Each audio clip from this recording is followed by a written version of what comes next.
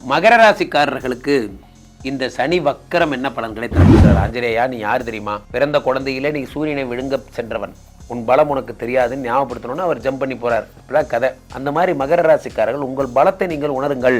பல நேரங்களில் 2 கோடியன் வக்கரமாகும் பொழுது எதிர்பாராத இடங்கள்ல எங்கிருந்து பணம் வரணும்னு பார்த்து வசூல் பண்றது நம்ம வேலை தானே தவிர, நம்ம மிடில் கிளாஸ் மக்களுக்கெல்லாம் ஒரு ஜுவல்ஸ் வாங்கிட்டோம், மிடில் கிளாஸ் மக்கள்லாம் ஒரு லேண்ட் வாங்கிட்டோம்னா வாங்கின நாள்லேருந்து எப்பவும் நினைக்கிறது ஒரே ஒரு ஸ்லோகன் தான். என்ன சொல்லுங்க? வாங்கின நாள்லேருந்து ஒன்று நினச்சிட்டே இருப்போம். ஒன்றும் முடியலன்னா வித்துடலாம். லேண்டு ஒன்றும் முடியலையா வித்துடலாம்.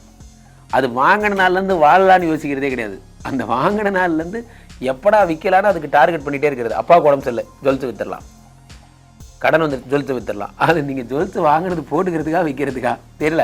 நன்றாக புரிந்து கொள்ள வேண்டும். மகர ராசிக்காரர்கள் 2 கோடியன் வக்கரம் பெறும் பொழுது பெரும் பணம், நீங்கள் வசூல் பண்ண வேண்டிய பணமே வந்து சேரும். உங்கள்கிட்ட இழந்த பணம், எங்கெங்கேயோ நான் பணத்தை இழந்த சார், அதெல்லாம் கிடைச்சிரும். கவலைப்படாதீங்க, அதெல்லாம் உங்களுக்கு நல்லபடியாக கிடைக்கும் சார். மனதுக்கும் உடலுக்கும் எவ்வளோ சம்பந்தம் பாருங்கள். கொஞ்ச நேரத்தில் டிப்ரெஷன் ஆகிடுவீங்க, என்னமோ டயர்டான மாதிரி தோணும், கொஞ்ச நேரம் தூங்கினா நல்லா இருக்கும்னு தோணும். இதுக்கெல்லாம் காரணம் என்ன?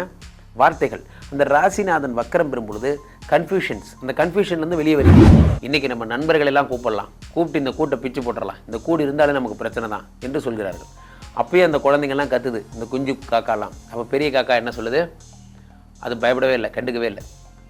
மூன்றாவதாக அவங்களும் வரலன்னா, மூன்றாவது நாள் பெரியவர் சொல்கிறாரு, எவ்வளோ பிரச்சனை நடந்தாலும் பரவாயில்ல, நானே இன்றைக்கி மேலே ஏறி இந்த கூட்டை பிக்க போகிறேன் என்று சொல்கிறார். அப்போ தான் அந்த காக்கா ரியலாக பயப்படுது. அப்போ அந்த குஞ்சு காக்காலாம் கேட்டுச்சான், வயசான பெரியவர் அவர் போய் பிக்க போகிறாரா, இவரை பார்த்து பயப்படுற என்று கேட்டபோது அந்த காக்கா சொன்னிச்சா, அப்படி கிடையாது, இதுவரை அவன் மற்றவர்களை நம்பினான், இப்போ அவன் தன்னை நம்ப ஆரம்பிச்சிட்டான். என்று அவன் தன்னை நம்பினானோ இனிமேல் கண்டிப்பாக அந்த கூட்டை பிச்சிருவான்னு சொல்லி அந்த கூட்டை கலைச்சிட்டு போயிடுச்சான். மகர ராசிக்காரர்களுக்கு சனி அல்ல குறையாத ஆரோக்கியத்தை தரப்போகிறார். உலகெங்கிலும் இருக்கும் பக்தி இன்ஃபோ நேயர்கள் அனைவருக்கும் வணக்கம். நான் உங்கள் ராம்ஜி. சனி வக்கர பயிற்சி என்ன பலன்களை தரப்போகிறது? சனி வக்கரம் அடைகிறார். எப்போ வக்கரம் அடைகிறார்? ஜூலை 13ஆம் தேதி அடைந்த வக்கரம். நவம்பர் 27 தான் வக்கர நிவர்த்தி அடைகிறார். அது வரைக்கும் வக்கரம் தான். வக்கர சனியின் உக்குர கோம் எல்லாரும் தேடிட்டு இருக்காங்க. எங்கே இங்கே ராம்ஜின்னு ஒருத்தர் இருப்பார், காணோம். சனியோட பிராண்ட் அம்பாசிடர். சனி கொடுத்தால் எவர் தடுப்பார். இந்த டைலாக் வேர்ல்டு ஃபுல்லாக ரீச் பண்ண ஒரு பெருமை நம்ம பக்தி இன்ஃபோ சேனலுக்கு தான் சேரும். அவ்வகையிலே நமது நேயர்களுக்கெல்லாம் ஒன்று சொல்லுகிறேன். இந்த சனி பகவான் அள்ளித்தர வந்திருக்கிறார். யார் யாருக்கெல்லாம் அள்ளித்தர போகிறார், அவர் என்ன அள்ளித்தர போகிறார் அப்படிங்கிறத ராசி ரீதியாக, யார் யாருக்கெல்லாம் குழந்தை பிறக்க போகுது, யார் யாருக்கெல்லாம் கல்யாணம் ஆக போகுது, யார் யாரெல்லாம் வெளிநாடு போக போகிறீங்க, யாரெல்லாம் செம்மையாக வாழ போகிறீங்க, நமக்கே ஒரு ஸ்டைலில் பார்த்துடலாம். மகர ராசிக்காரர்களுக்கு இந்த சனி வக்கரம் என்ன பலன்களை தரப்போகிறது? 1, 2 கூடியவர் 3ஆம் இடத்தில் இருந்தார், அவர் வக்கரம் பெறுகிறார். நன்றாக புரிந்து கொள்ள வேண்டும் நண்பர்களே.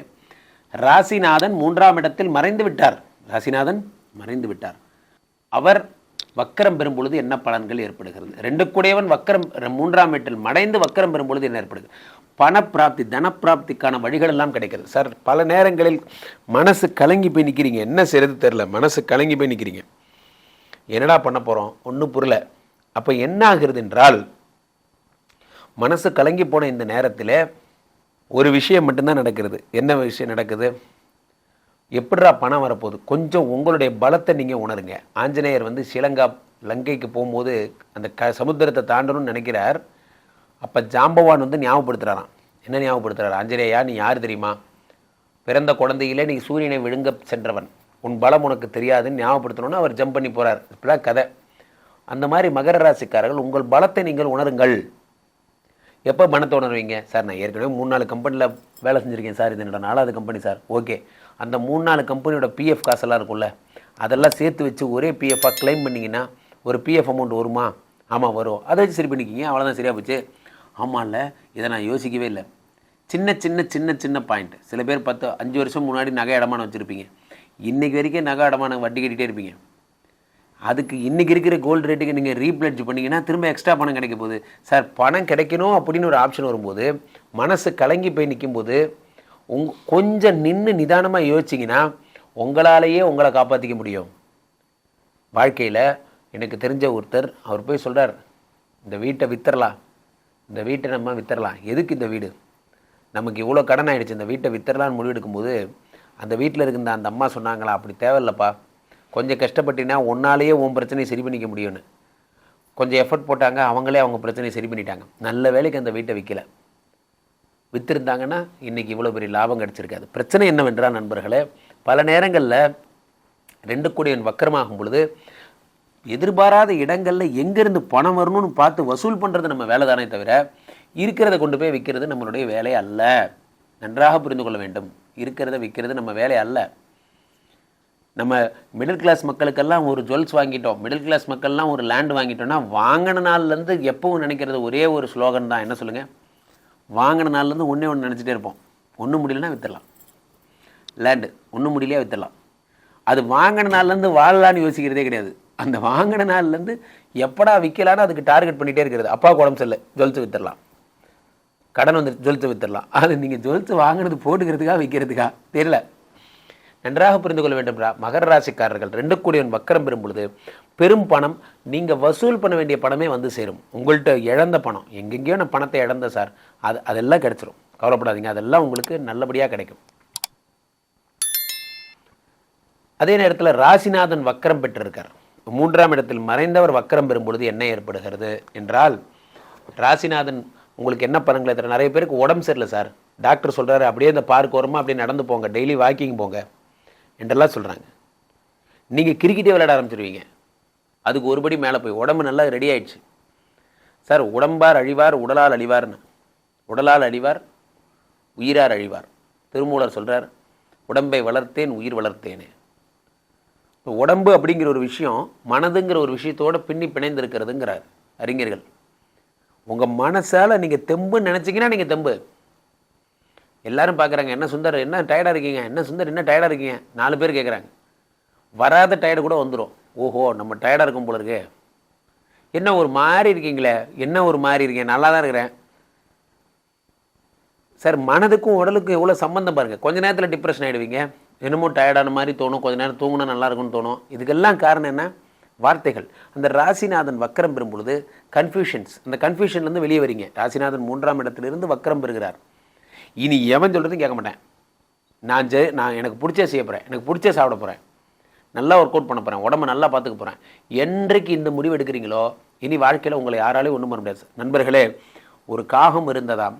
ஒரு காகம், ஒரு கூடு. அந்த கூடு ஒரு வீட்டில் கட்டியிருக்க. அந்த காகம் எல்லாரும் என்ன பண்ணுறாங்க, ஒரு பெரியவர் ஒருத்தர் அந்த வீட்டில் வசிக்கிறார். ஒரு பெரியவர், அவர் என்ன பண்ணுறாரு, அந்த தன்னோட பையன்கிட்ட சொல்கிறாராம், இந்த காகத்தோட கூட்டை பிச்சு போட்டுடணும். இந்த வீட்டில் எப்போ பார்த்தாலும் இந்த காகத்தோட கூடு இருக்கக்கூடாதுங்கிறாங்க, பிச்சு போட்டுடணும். நாளைக்கு நம்ம சொந்தக்காரங்கள்லாம் வர வச்சு இந்த கூட்டை பிச்சு போட்டுடலான்னு சொல்கிறாங்களாம். இதை கேட்டு அந்த காகத்தோட குஞ்சுகள்லாம் கத்துது, அம்மா நம்ம கூட்டை பிக்க போகிறாங்கம்மான்னு. ஆனால் அந்த காகம் அதை பற்றி கவலைப்படவே இல்லை. நன்றாக புரிந்து கொள்ள வேண்டும். அடுத்த நாள் அந்த பெரியவர் என்ன சொல்கிறாரு, இன்று நம்ம நேற்று தான் மிஸ் ஆயிடுச்சு, எந்த சொந்தக்காரனும் வரல, இன்றைக்கி நம்ம நண்பர்களெல்லாம் கூப்பிடலாம், கூப்பிட்டு இந்த கூட்டை பிச்சு போட்டுடலாம், இந்த கூடு இருந்தாலே நமக்கு பிரச்சனை தான் என்று சொல்கிறார்கள். அப்பயே அந்த குழந்தைங்கள்லாம் கத்துது, இந்த குஞ்சு காக்காலாம். அப்போ பெரிய காக்கா என்ன சொல்லுது, அது பயப்படவே இல்லை, கண்டுக்கவே இல்லை. 3ஆவதாக அவங்களும் வரலன்னா 3ஆவது நாள் பெரியவர் சொல்கிறாரு, எவ்வளோ பிரச்சனை நடந்தாலும் பரவாயில்ல, நானே இன்றைக்கி மேலே ஏறி இந்த கூட்டை பிக்க போகிறேன் என்று சொல்கிறார். அப்போ தான் அந்த காக்கா ரியலாக பயப்படுது. அப்போ அந்த குஞ்சு காக்காலாம் கேட்டுச்சான், வயசான பெரியவர் அவர் போய் பிக்க போகிறாரா, இவரை பார்த்து பயப்படுற என்று கேட்டபோது அந்த காக்கா சொன்னிச்சா, அப்படி கிடையாது, இதுவரை அவன் மற்றவர்களை நம்பினான், இப்போ அவன் தன்னை நம்ப ஆரம்பிச்சிட்டான். என்று அவன் தன்னை நம்பினானோ இனிமேல் கண்டிப்பாக அந்த கூட்டை பிச்சிருவான்னு சொல்லி அந்த கூட்டை கலைச்சிட்டு போயிடுச்சான். மகர ராசிக்காரர்கள் ஒன்று புரிந்து கொள்ளுங்கள். உடம்பு இப்படி இருக்குது அப்படி இருக்குது மற்றவன் சொல்கிறத கேட்காதீங்க. உங்களுக்கு என்ன தோணுது, நீங்கள் நல்லா இருக்கீங்களா, நீங்கள் நல்லா இருக்கீங்கன்னா நல்லா இருக்கீங்க, அவ்வளோதான். ஒரு ஆல்ரெடி ஹாஸ்பிட்டலில் படுத்துருக்கிற மகர ராசிக்காரர்களாக அதை கேளுங்க. டாக்டர் சொல்கிறார் சார், அவர் 1008 சொல்லுவார் சார், உங்களால் எந்திரிச்சு நடக்க முடியும், நடங்க சார், உங்களால் முடியும். உங்கள் நினப்பு தான் எல்லாம், உங்களால் ஓடவே முடியும். யூ கேன் டூ, அதை நீங்கள் நம்புங்க, யூ கேன் டூ. மகர ராசிக்காரர்களுக்கு சனி அல்ல குறையாத ஆரோக்கியத்தை தரப்போகிறார். சனி பகவானை பொறுத்த வரைக்குமே ஒரு விஷயம் தெளிவாக புரிந்து கொள்ள வேண்டும் நண்பர்களே. சனி கொடுத்தால் எவர் தடுப்பார்? சனி கொடுத்தா தடுக்க ஆளே கிடையாது. ஃபஸ்ட்டு விஷயம், சனி பகவானை பொறுத்த வரைக்குமே சனி நியாயத்தின் கடவுள், தர்மத்தின் கடவுள் எல்லாம் சொல்கிறாங்க. இந்த சனி என்ன பலன்கள் எல்லாம் தருகிறார்? மீனராசியிலே சனி வக்கரம் அடைகிறார். வக்கரம் பெற்ற சனி என்ன நற்பலன்களை எல்லாம் தருவார் என்றால், வக்கர சனி 12ஆம் இடத்திலே, காலபுருஷனுக்கு 12ஆம் இடத்திலே வக்கரம் பெறும் பொழுது, இப்போ ஒரு சண்டே இருந்து நம்ம மண்டேலேருந்து சாட்டர்டே வரைக்குமான 6 நாள் நம்ம கண்டினியூஸாக வேலை செய்கிறோம், தொடர்ந்து வேலை செய்கிறோம். ஆனால் அந்த வேலை செஞ்சது எல்லாத்தையும் நமக்கு வீட்டில் டைம் ஸ்பெண்ட் பண்ண டைமே கிடையாது. நம்ம என்ன பண்ணுறோம், வீட்டில் ஃபேமிலிக்குன்னு சண்டே மட்டும் ஒதுக்கி அந்த சண்டே மட்டும் ஃபேமிலியோடு இருக்கும். அந்த சண்டே ஃபோன்லாம் அவாய்ட் பண்ணிவிட்டு முழு நேரம் அட்டென்ஷன் ஃபேமிலிக்கு மட்டும் தான் கொடுக்குறோம். இதுதான் முக்கியமாக. அப்போது அந்த இருக்கின்ற அந்த ஒரு நாளை ஃபேமிலிக்காக மட்டுமே நீங்கள் செலவு பண்ணுறீங்க. லைக் த சேம் அதே மாதிரி தான் இந்த சனி வக்கரம் என்பது உங்களை சனி படாப்படுத்த வந்திருக்கிறார், உங்களை ரொம்ப கஷ்டப்படுத்துகிறார். எல்லாம் இருந்தாலும் சனி லீவ் விட்ட ஒரு 138 நாள்னா அது இந்த 138 நாள் தான். இது ஜூலை 13 நவம்பர் 27 வரைக்கும். இந்த பீரியடில் சனி உங்களுக்கு மொத்தமாக தர வேண்டிய எல்லா சந்தோஷத்தையும் அந்த கொஞ்ச நாள்லேயே தந்துடுறாரு. இந்த எப்படி அந்த லீவு நாளில் ஒரு நாளில் 6 நாள் சந்தோஷத்தை கொண்டு வர நீங்கள் முயற்சி பண்ணுறீங்களோ அந்த மாதிரி நீங்கள் என்ன பண்ணுற, சனி மொத்தத்தையும் அன்றைக்கி நாள் கொடுத்துற ட்ரை பண்ணுறாரு இந்த வக்கரம். அப்போ இந்த வக்கர பயிற்சி எப்போ புதிய தொழில் தொடங்கலாம், இன்வெஸ்ட்மெண்ட் பண்ணலாம், கூட்டு முயற்சிகள் தொடங்கலாம். சனி வக்கர நிவர்த்தியால் குழந்தை பிறக்கும். எதையுமே அதிபலம்னு பேர், அதிபலான்னு பேர். அதிபலம்னா என்ன? அதிபலம்னா எதையுமே அதுக்கு அதை விட அதிகமான சக்தியோடு ஒரு காரியத்தை நிறைவேற்றுதல். சாதாரணமாக நிறைவேற்றுறதை விட டபுள் மடங்கு சக்தியோட ஒரு காரியத்தை நிறைவேற்றும் பொழுது ஒரு காரியம் அழகான வடிவம் பெறுகிறது. எந்த இலக்கோ அந்த இலக்கை ஈஸியாக அடைகிறது. இதற்கெல்லாம் காரணம் சனி பகவானுடைய அந்த சக்தி மட்டும்தான், அந்த வக்கரம் என்பதுதான். அதனால உலகத்தாரால் திரும்பி பார்க்க வைக்க வேண்டிய ஒரு பயிற்சி எதுனா அந்த சனி வக்கர பயிற்சி. சனி வக்கரம் ஆகிட்டாருன்னா ஏதோ சம்பவம் நடக்க போகுதுன்னு அர்த்தம். ஏனால்ரா அடிக்கடி ஜோதிட சாஸ்திரம் சொல்லும் வார்த்தை, சனி கொடுத்தால் எவர் தடுப்பார். சனி மட்டும்தான் டிராப்பேஜ், பிளாக்கேஜே கிடையாது. கெடுக்கணும்னு நினச்சாலும் சரி, கொடுக்கணும்னு நினச்சாலும் சரி, சனி ஒரு முடிவு எடுத்தால் எடுத்தது தான், யாராலையும் ஒன்றும் பண்ண முடியாது.